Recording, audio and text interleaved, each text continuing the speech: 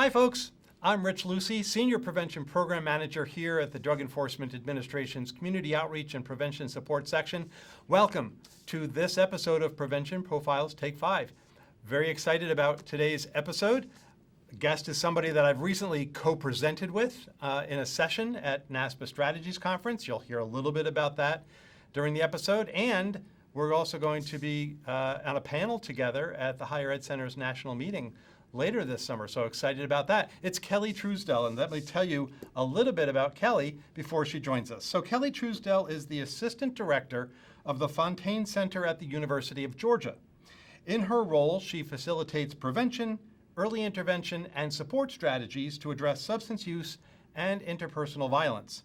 She oversees program evaluation, informs strategic planning initiatives, and fosters campus-community partnerships. Kelly is a certified health education specialist and received both her bachelor's degree in health promotion and a master's degree in public health from the University of Georgia. With that, Kelly, welcome to the podcast. Hi, welcome. It's great to be here. Absolutely. Well, before we get into the questions that I have for you, let's start with you telling us a little bit about the University of Georgia. Absolutely. So we are a large public university, and I am housed within a department called the Fontaine Center within our University Health Center. And our Fontaine Center is lucky enough and fortunate enough to have the support of the Fontaine family. So they lost their son in a car accident when he was 16 and have a strong passion for fulfilling a promise that they will make sure that no other parent gets the phone call that they did. So they were the ones that really were instrumental in setting up the Fontaine Center here at the University of Georgia. And since then has really grown and expanded, where we now currently provide a full spectrum of services related to alcohol and other drug prevention, early intervention, and support services, including our collegiate recovery community, as well as interpersonal violence prevention, advocacy, and support. We also house our healthy relationship and sexual health messaging, as well as our nutrition, dietitians, and cooking classes. So have the ability to address the intersectionality of a lot of health and well-being topics across campus. Yeah, I was doing a little bit of background research on the Fontaine Center, and I read the story, how it started. What I don't think I saw, how long has it been in existence? When was it established? That's a great question. Over a decade. I want to say that it was around 2010. I know our collegiate recovery community came out in 2014. So I think sometime around 2012 was when the Fontaine Center really was established and shifted from our traditional health promotion department. Yeah, it was such a, it's a sad story and about why it was created. And we know that often happens, but I think the real positive in this is that the family found a way to turn their pain into really something positive and long-lasting for the campus to create this center that really seems to be kind of holistic in terms of the well-being of the students there on campus. Yeah, we have Jack's story and Jack's family's story up on our wall here, and I walk by it every morning on the way in, and it's a good reminder of why and how we exist and honoring his son John every single day. Absolutely. Well, thank you for sharing that. I'm going to start with our questions now. So it's not going to be any surprise to any of our viewers. We're going to talk a bit about the strategic prevention framework. You know, it's an anchor in a lot of the work that we do here as well as out in the field. And you are a strong proponent of the strategic prevention framework, which we refer to as the SPIF. For the viewers who don't know it, it's a 5-step process to plan, implement, and evaluate prevention practices and programs. Now, funny story, I will say, you and I, as I mentioned earlier, we co-presented a pre-con session at NASPA's Strategies Conference this past January, where we debuted the 2024 edition of Prevention with Purpose, which is the strategic planning guide. I think we were 5 minutes into the session at 9 a.m. and you had page numbers memorized already. And I just started laughing because I proofread that thing at least 15 times and I didn't have page numbers memorized at that point. But you really zeroed in on, what's where on what page and where your go-to, resources are in that guide. So why is Why is the SPIF so beneficial to colleges and universities in your opinion?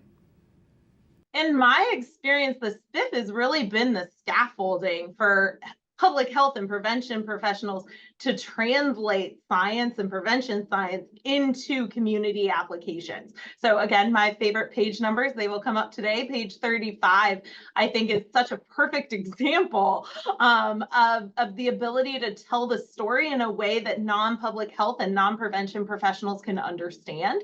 So if I am a campus partner that is picking up that SPIF for the first time and saying, I'm not really sure where my place is, or I'm not really sure where to start, it does such a good job of outlining perfect examples of in the real world, in a student-centered world, how does this come to life? How do we bring it to life? So I think there's so much room within the scaffolding and the way that it is outlined for students to really adapt it, or campus to really adapt it to their own needs, and be able to really kind of bring together, what is my story? What are my strengths? What are my opportunities? What might be the challenges? And gives them the science that it needs to really support those. I think that this has become more critical than ever. I had an opportunity a couple weeks ago to hear the president and CEO of the de Beaumont Foundation talk. And it was really about, how do we tell our story, which is, I think, something that we hear over and over again at the prevention world of, how do we make sure that our story is told in a way that others can understand? And he did such a cool activity and asked us first to really draw a hamburger. So everybody in the room is kind of like, okay, where are we going with this? But we did, we played along and drew the hamburger. And he said, I could pick this up, take it out to a random person on the street and ask them what it is, and they could tell me that it's a hamburger. If I asked you to draw public health, what does that look like? And I think that it could be exactly applied to prevention science. If we sat in a room with all of our colleagues and said, draw prevention, I think A, that could be a really big task. And B, what if we did come up with something, are we then going to be able to take that drawing out to a random person on the street and have them understand what it is? And so for me, that SPIF is really that drawing that breaks it down into plain language and really gives anybody an opportunity to understand, what is prevention, how do we do it well, and how can we make it work for our students and our individual campuses. My brain is like a pinball right now. It's like I've got three things that you've said already that I just want to, take the off ramp and and talk about. First of all, I love the analogy of the scaffolding. I mean, we talk about the SPIF and the guide as being, the guardrails or the roadmap, if you will, that gets you from point A to point B. But I like the idea of the scaffolding analogy as you're building, right? As you're building your prevention infrastructure and your programming and such. When you talk about storytelling, and I've been exposed to this almost my entire career, you have to be able to learn how to tell your story for different audiences, right? But the importance of being able to tell your story is so that others can't tell it for you, right? I mean, you want to be able to drive the narrative about prevention and what it is you're looking to achieve on your campus or in your community. So, it's such an important piece, and I'm glad you've brought that up, because I hope our viewers really take that to heart, is, figuring out what is your prevention story in your setting, and are you prepared to tell that story to different audiences? Because you say it differently, you deliver it differently. Is that your experience? Absolutely. I think if we're sitting with students, we're going to mimic and reflect the language that they're using around substance use. If I'm sitting with colleagues within public health and prevention, we're going to use, again, some of that technical science. And when we're sitting with our leadership and administrators, again, I go back to page 35. For those that aren't familiar, it does such a great job comparing a student's journey from one exposed to a bunch of risk factors compared to an exact same student that starts in the same place with protective factors, and how their journey throughout and interactions on a college campus change. And so again, I think that's the beauty of it, is it provides such great language that a college administrator can look and say, okay, I see how this ties into retention. I see how this ties into academic success, and being able to translate and adapt based on who we're sitting with.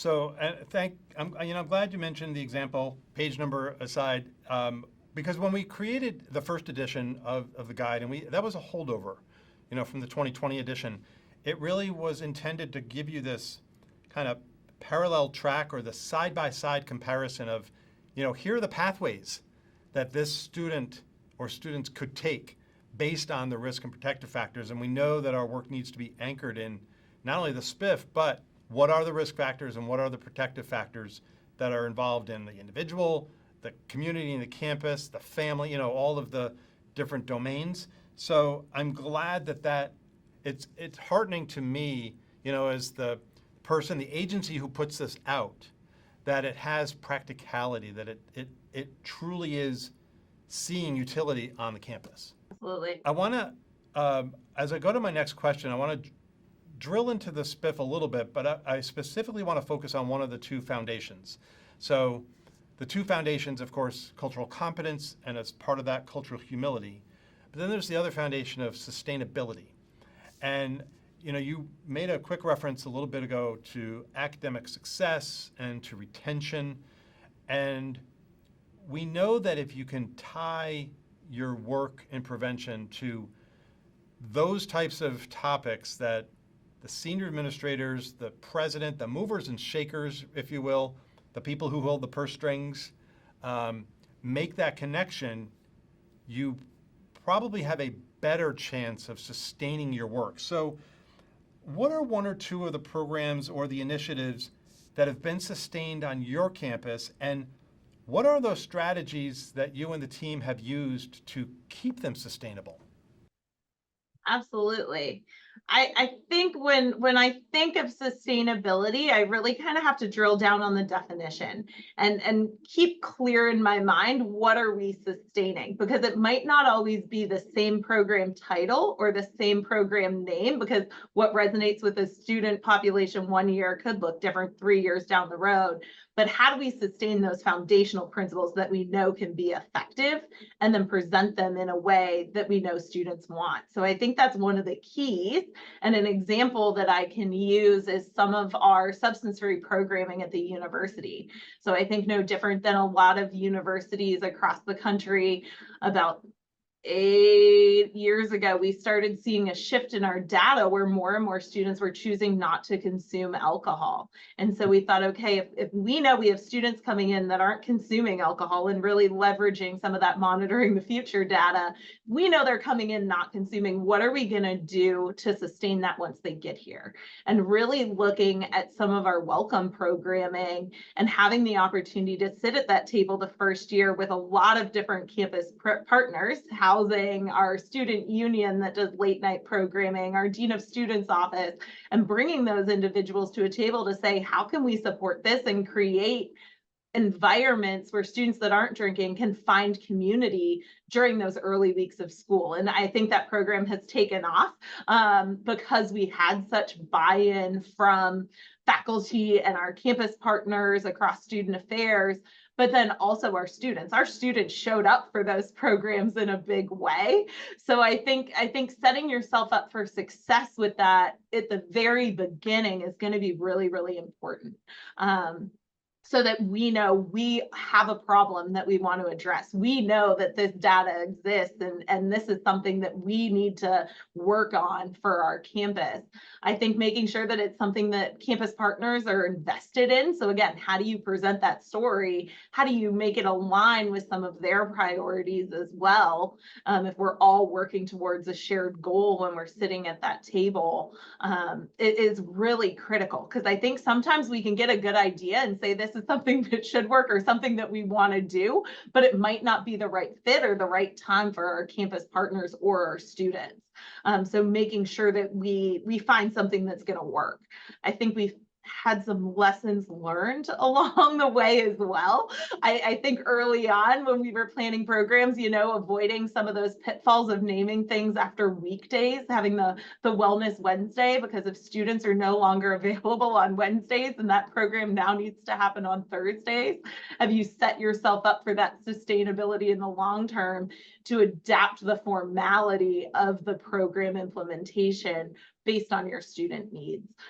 So we've had some lessons learned along the ways, but I think our substance use programming is probably one that has only grown and expanded over time. So there were a couple of things that you mentioned that I know are so closely related to sustainability. I would like to dive into those a little bit more. And one is buy-in or investment. How do you go about trying to achieve that buy-in? Because we know it's so important. What are some tips that you have on that? And this is probably one of the great things about prevention is we get to sit around the table and talk about this. So in conversations with colleagues, I think it looks different on every campus. I think for some campuses, they could really be driven by policy. For other campuses, is it that institutionalization? Do you have the funding and administrative support that you need to move forward? I think on our campus, one of the things we always focus on at the University of Georgia is being student-centered. So is this an idea that students are going to want? Are they going to want to show up? Is this addressing a problem that our students are aware of or should be aware of? And can we bring that story to them to help get some of that buy-in? So for us, our key to success is really getting that student input and including them along the process in our capacity building. So the other piece of this that I wanted to ask you about is, so when you, for me, when I think of sustainability, I think of intermediate to long term, right? We're taking the long view, and that often means tabling, throwing out, setting aside the stuff that's just not working. And yet, it might be the stuff that are near and dear to people's hearts, right? And they don't want to give it up. So when you come across a strategy or an initiative or a program that it's just not seemingly like a right fit, and maybe it did at one time and now it doesn't, how do you go about negotiating if you need to? How do you go about putting a stop and just saying, you know what, it served its purpose and now we need to set it aside, move on from that? What's been your experience around that? Absolutely. I think that's also a mindset just around the entire evaluation as a whole, and really looking at the opportunity for evaluation not to be something that's scary or something to say, what, we failed, but really a forward thinking way of looking at data to say, this didn't hit the mark. It didn't meet the outcome that we need to. Let's dig in and figure out why. And is it something that needs to just, again, completely go away, or something that needs to be adapted based on the new information that we have from that evaluation process? So I think that we have a very positive outlook on evaluation, that it can always inform and make us better. And so that we can make informed decisions when deciding some of those moving pieces. I think when we look at ending programs, our core messaging doesn't change, right? When we look at what we know works, we always want to talk about bystander intervention strategies around alcohol poisoning. We want to include BAC factors, social norming. We want to make sure that students have harm reduction skills. How we present those to students can land differently and have a big outcome on how effective something is.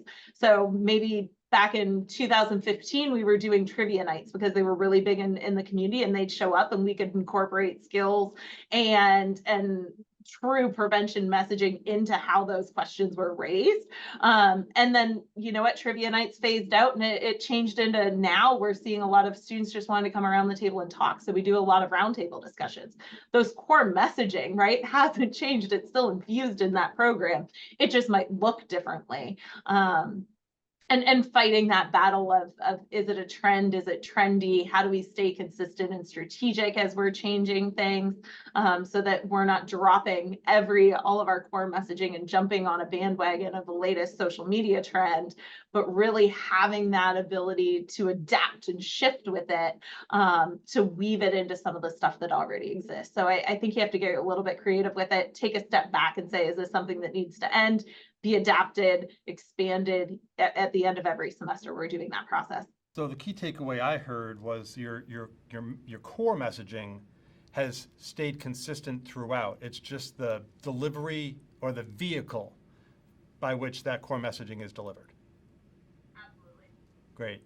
So My third question, I'm going to switch gears and talk a little bit about staff and professional development. So I mentioned earlier, you and I were part of a pretty intensive pre-conference session at NASPA Strategies Conference this past January in San Francisco. It was a full day, 6-hour pre-con. There were 6 of us that were all presenting, and in a lot of cases, I think co-presenting together for the first time. I mean, we'd had plenty of planning calls, but to actually be in the room and feeling it actually happening, I think we all just gelled. I mean, it just was incredible the way that happened.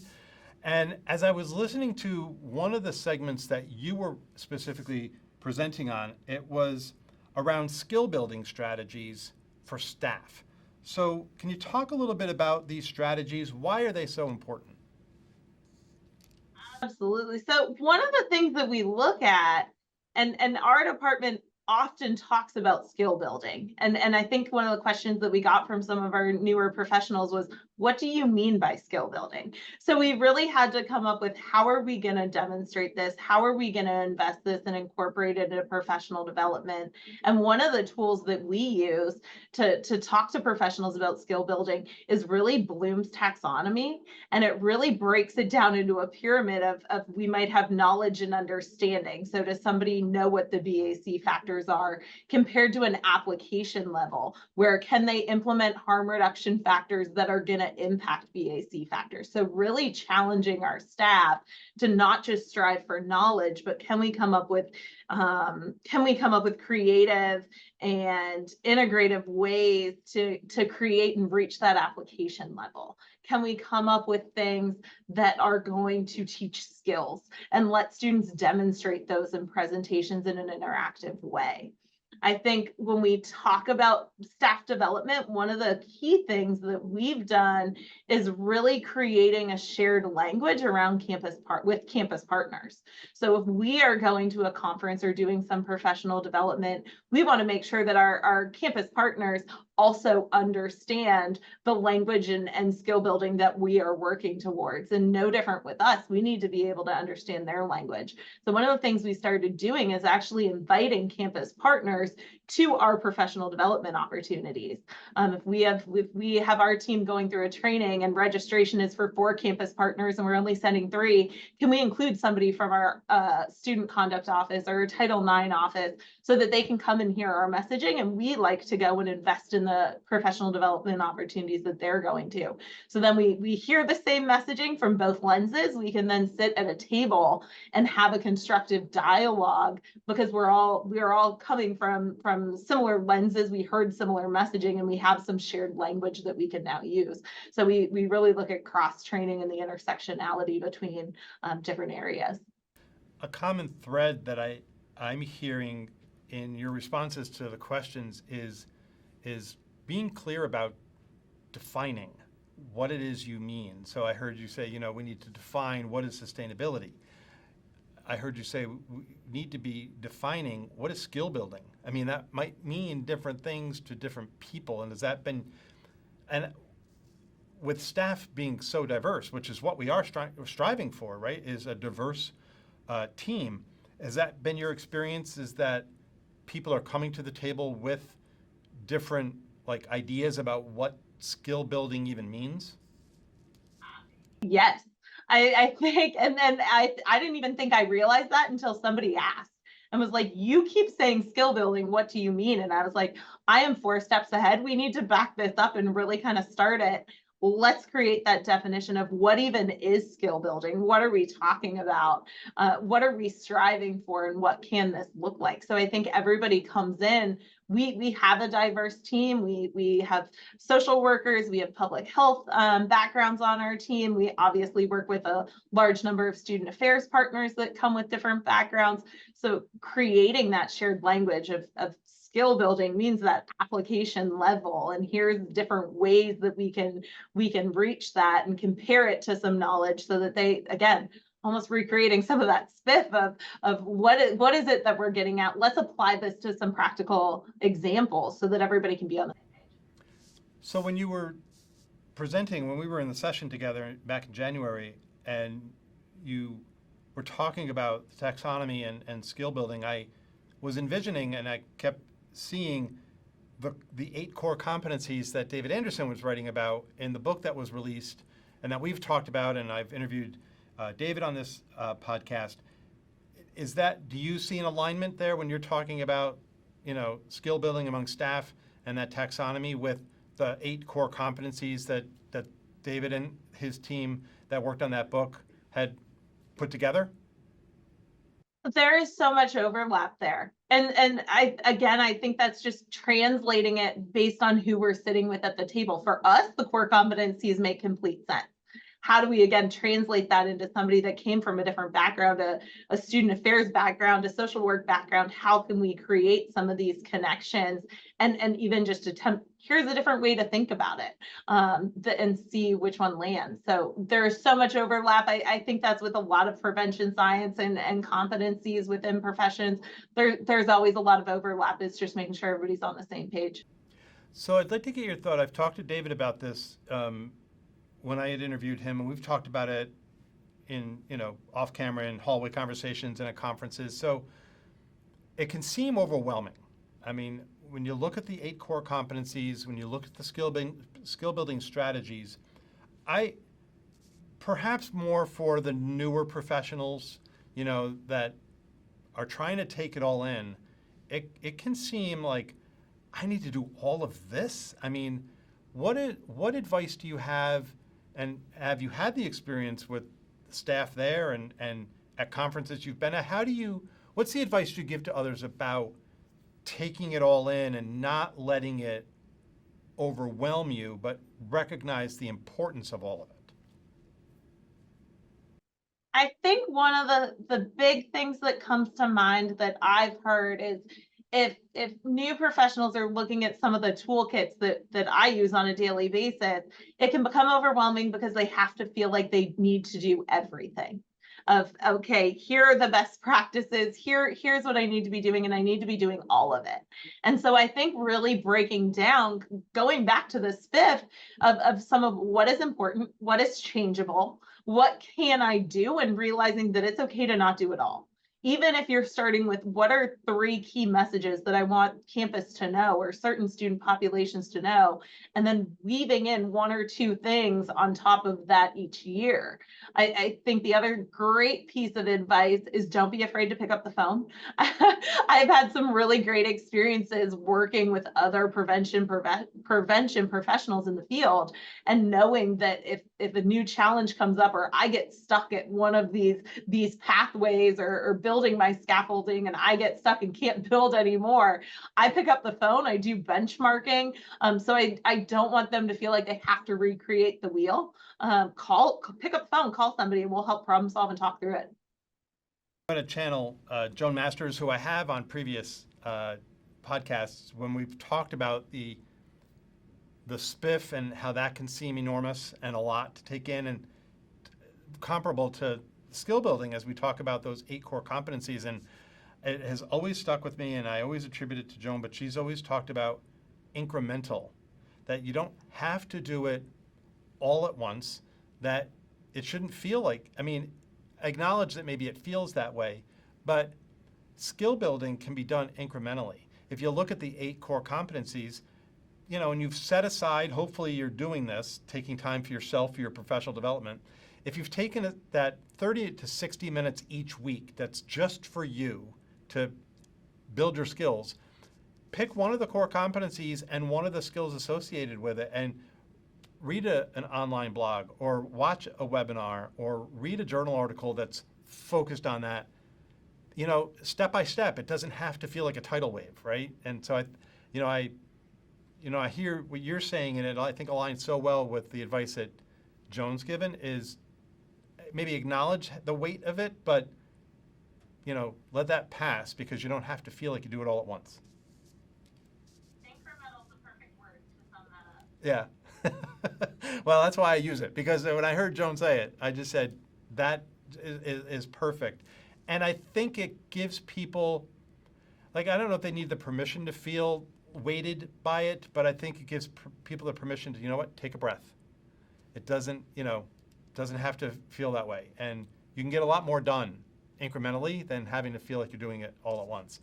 I'm going to move on to my fourth question, and it's going to put you 1 foot in the present and 1 foot in the past, if you will. So I had mentioned in your bio at the top of the episode, you received your undergraduate and your graduate degrees from the University of Georgia, and now you are a professional there as the assistant director of the Fontaine Center.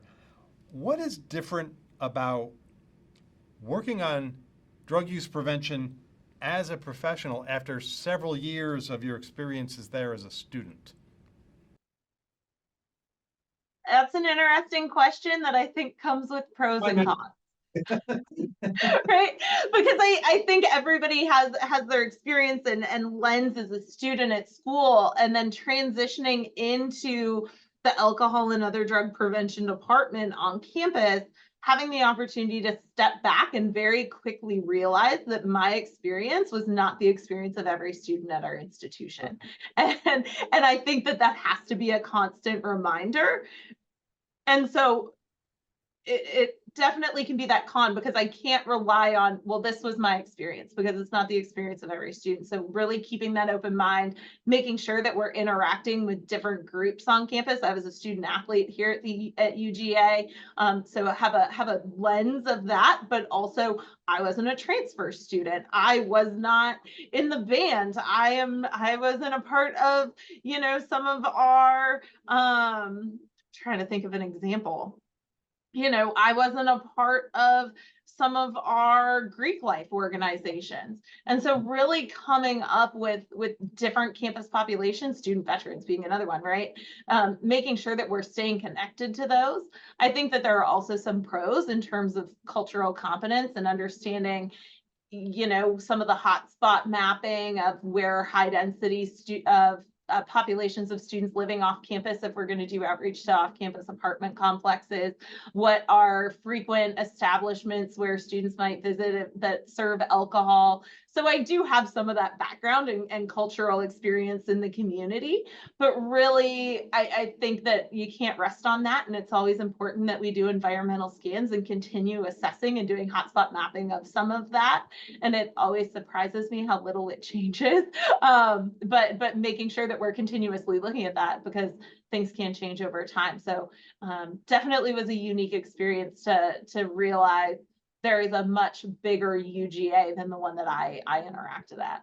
Yeah, I have to imagine. I mean, you mentioned the word culture, which is such a broad term, and we've talked about it. It can mean, again, go back to definition. What do we mean by culture? But when we talk about the culture of the campus, I mean, regardless of your experience as a student and the different experiences you had as a student, going into the professional ranks on campus, you did truly have you understood the culture of UGA. I mean, I have to believe that was an asset, I think, as a professional, right? My first 60 days, I didn't have to run around and figure out, okay, where do students go? What is the class schedule? So I came in with so much of that institutional knowledge, just having walked through it as a student and understanding, hey, this might be something that we need to consider if we're going to be planning this program these days and times.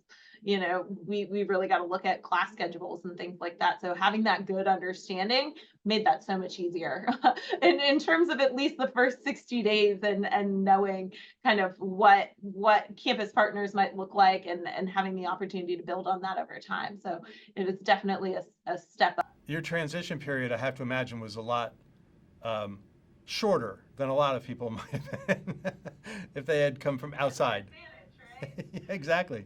Is there anything this wasn't a prep question, and again, not to surprise you, but was there anything, using that word, anything that surprised you about campus from the professional lens, from when you were a student, working as you are on the subjects that you are? Is there anything that surprised you?